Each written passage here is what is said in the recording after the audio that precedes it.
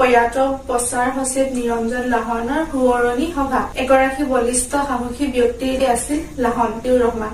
অসমৰ জাতিসংঘৰ অসম সন্মিলিত মহাসংঘৰ উদ্যোগত মহাসংঘৰ প্ৰয়াত প্ৰচাৰ সচিব নিৰঞ্জন লাহনৰ স্মৃতিত 5 ডিচেম্বৰত সুৱৰণী সভা অনুষ্ঠিত হয় মৰিগাঁও জনজাতি জিৰণী গৃহত। অনুষ্ঠানৰ আৰম্ভণিতে লাহনৰ ফটোত মাল্যাৰ্পণ কৰি শুভাৰম্ভ কৰে খিলঞ্জীয়া নাথ পৰিষদৰ কাৰ্যকৰী সভাপতি তুলসী নাথে। লগতে অসম সন্মিলিত মহাসংঘৰ কাৰ্যকৰী সভাপতি মতিউৰ ৰহমান, সদৌতিয়া ছাত্ৰ সন্থাৰ সভাপতি চেনিৰাম মালাং, খিলঞ্জীয়া হীৰা পৰিষদৰ কাৰ্যকৰী সভাপতি সুৰেশ দাস, খিলঞ্জীয়া নাথ পৰিষদৰ সম্পাদক উজ্জ্বল নাথ, খিলঞ্জীয়া মহিলা পৰিষদৰ অন্যতম আহ্বায়িকা মালবিকা বৰা আদিয়েও শ্ৰদ্ধা তৰ্পণ কৰে। মহাসংঘৰ কাৰ্যকৰী সভাপতি মতিউৰ ৰহমানৰ সভাপতিত্বত অনুষ্ঠিত হোৱা সুৱৰণী সভাৰ আধ্যক্ষে উজ্জ্বল নাথে স্মৃতি চাৰণ কৰি মতিউৰ ৰহমানে কয় যে লাহনৰ মৃত্যু মহাসংঘৰ বাবে এক অপূৰণীয় ক্ষতি। সাহসী আৰু নিষ্ঠাৱান সৈনিক লাহনে অসমৰ বিভিন্ন ঠাইত হোৱা সভাত উপস্থিত হৈ খিলঞ্জীয়া ৰাইজক মহাসংঘৰ সুৰক্ষা সংগ্ৰামৰ সক্ৰিয় অংশগ্ৰহণ কৰি ভৱিষ্যতৰ বংশধৰসকলৰ সুৰক্ষাৰ বাবে কাম কৰিবলৈ ৰাইজক আহ্বান জনাইছিল। অসম টেক্সটাইল ইনষ্টিটিউটৰ অৱসৰপ্ৰাপ্ত প্ৰবক্তা লাহনে অসমৰ বিভিন্ন ঠাইত খিলঞ্জীয়া জনগোষ্ঠীৰ ছাত্ৰ-ছাত্ৰীসকলক টেক্সটাইল শিক্ষা গ্ৰহণ কৰাৰ ক্ষেত্ৰত বিভিন্ন ধৰণে সহায় কৰি দিছিল। মহাসংঘৰ কেইবাখনো কিতাপ প্ৰকাশ কৰাৰ বাবে লাহনে আঁচনি লোৱাৰ কথা কৈ সেইবোৰ আধৰুৱা হৈ ৰল বুলি ৰহমানে গভীৰ দুখ প্ৰকাশ কৰে। সভাত চেনিৰাম মালাং, তুলসী নাথ, খিলঞ্জীয়া সুৰক্ষা সমিতিৰ সম্পাদক সুৰেশ দাস, মালবিকা বৰাই আদিও লাহনৰ স্মৃতি চাৰণ কৰি তেওঁৰ কৰ্তব্য নিষ্ঠা আৰু দায়বদ্ধতাৰ শলাগ লয়। উজ্জ্বল নাথে সকলোকে কৃতজ্ঞতা জ্ঞাপন কৰে।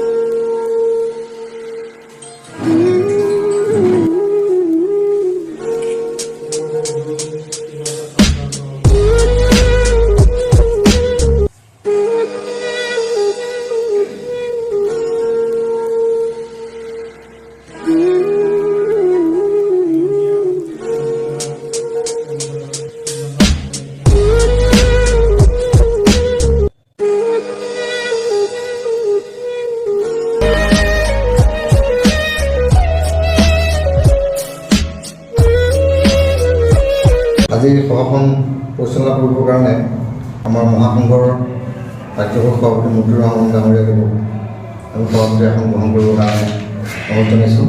আৰু লগতে যুৱ ছাত্ৰ সন্থাৰ সভাপতি চেনিৰাম মালাংদেৱক আমি অঞ্চললৈ আহিবলৈ আমন্ত্ৰণ জনাইছোঁ।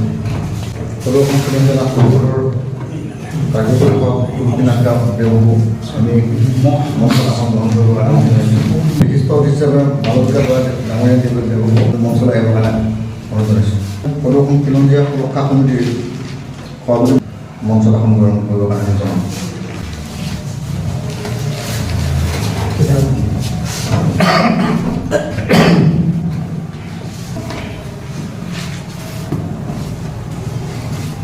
আজি সভাৰ উদ্দেশ্য ব্যাখ্যা হিচাপে আমাৰ মহাসংঘৰ যি আইন সংগ্ৰাম, গণতান্ত্ৰিক সংগ্ৰাম আমি চলাই আহিছোঁ, তাৰে আমাৰ এজন সহযোদ্ধা আছিলে আমাৰ প্ৰয়াত প্ৰচাৰ সচিব নিৰঞ্জন লাহন ডাঙৰীয়া।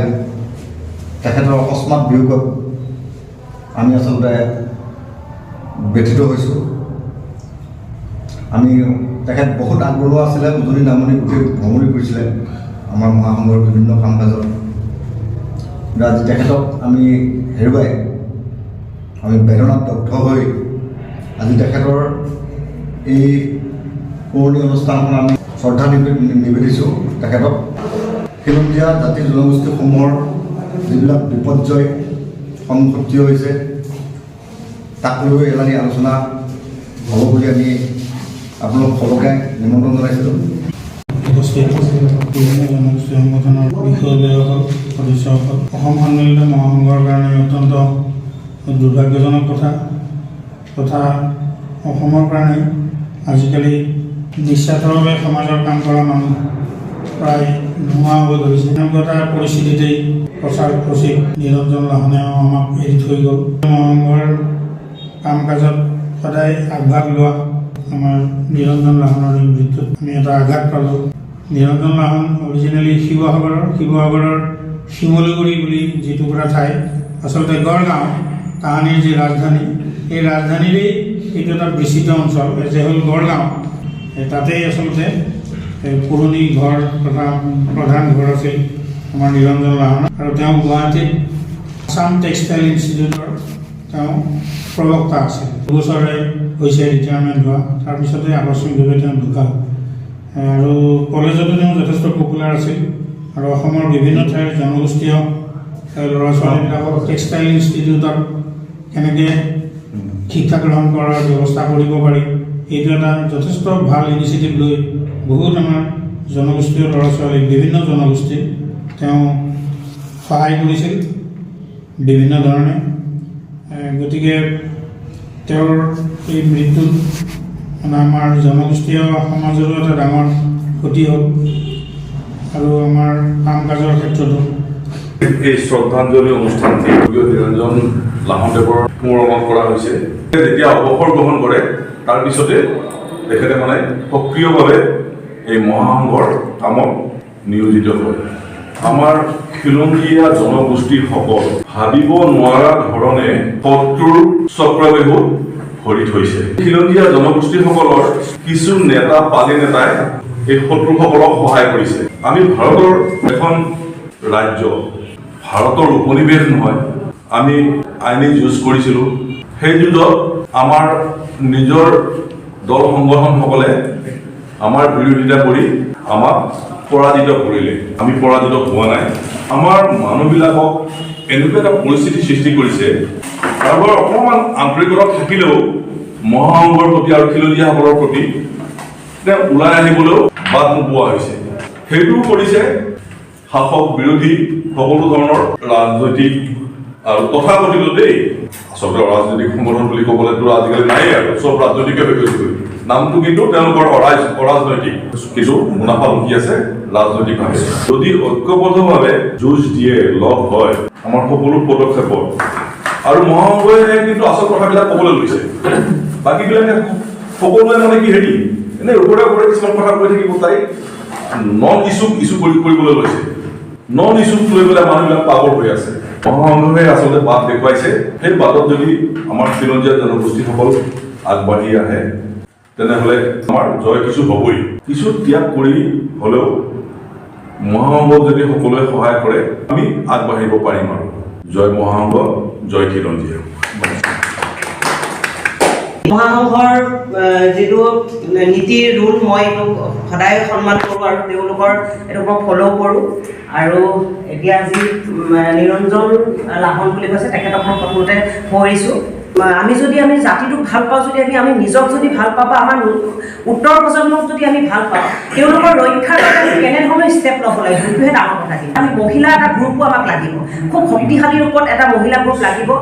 এখন দেশত অকল পুৰুষসকলে আগুৱাই যাব নোৱাৰে, আমাৰ মহিলাসকলে সমানে সহযোগ কৰিলেহে কিন্তু আমি আমাৰ অধিকাৰ আমি সাব্যস্ত কৰিব পাৰিম বুলি আমি বিশ্বাস কৰোঁ। আৰু সেই উদ্দেশ্যে মই অহৰহ চেষ্টা কৰি আছোঁ যে মহিলাৰ এটা শক্তিশালী এটা গোট হওক, বা খিলঞ্জীয়াৰ অধিকাৰ, নিজৰ অধিকাৰৰ হকে যুঁজ দিব পৰাকৈ গোটেই খিলঞ্জীয়াখিনি এক হ'লেহে আমি আমাৰ জাতি ৰক্ষা হ'ম। এই বস্তুটো আমি বুজি পাব লাগিব। আমি প্ৰত্যেকক এই বস্তুখিনি বুজি পাবলৈ হ'লে আমি এডুকেটেড হ'ব লাগিব, আমি পঢ়িব লাগিব, আমাৰ হিষ্ট্ৰী পঢ়িব লাগিব। জয় খিলঞ্জীয়া, জয় মহাসংঘ। শ্ৰদ্ধাঞ্জলি জ্ঞাপন কৰিছোঁ।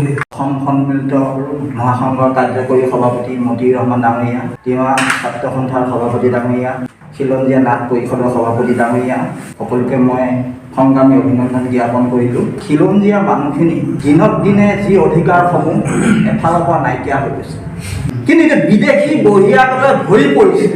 ইফালে চাব পথাৰৰ পৰা আদি নিয়া, সিফালে হিন্দু বেংগলী, ইফালে মুছলমান বেংগলী, ইফালে ভাৰতীয় মূলৰ, তাতকৈ কৰি থৈছে কিছুদিনৰ পিছত অসমীয়া খিলঞ্জীয়া হাতত নাথাকিব। কোনো কাৰণত অসম চুক্তি নামানো, বাংলাদেশৰ স্বাধীনতাৰ তাৰিখত অসম চুক্তি কোনো কাৰণত নামানো। আমি খিলঞ্জীয়া সুৰক্ষা সমিতি বা হীৰা পৰিষদ আমি মহাসংঘৰ লগত আছোঁ, সদায় থাকিম আৰু সকলোৱে একত্ৰিত হৈ সংগ্ৰাম কৰিব লাগিব। সকলোকে উচ্ছেদ কৰিব লাগে। আমাৰ মতে হিন্দু বাঙালীকে উচ্ছেদ কৰিব লাগে, মুছলমান বেংগলীকে উচ্ছেদ কৰিব লাগে। ইয়াত খিলঞ্জীয়া অধিকাৰ হ'ব লাগিব।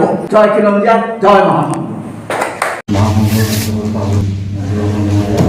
ছাত্ৰ সন্থা সভাপতি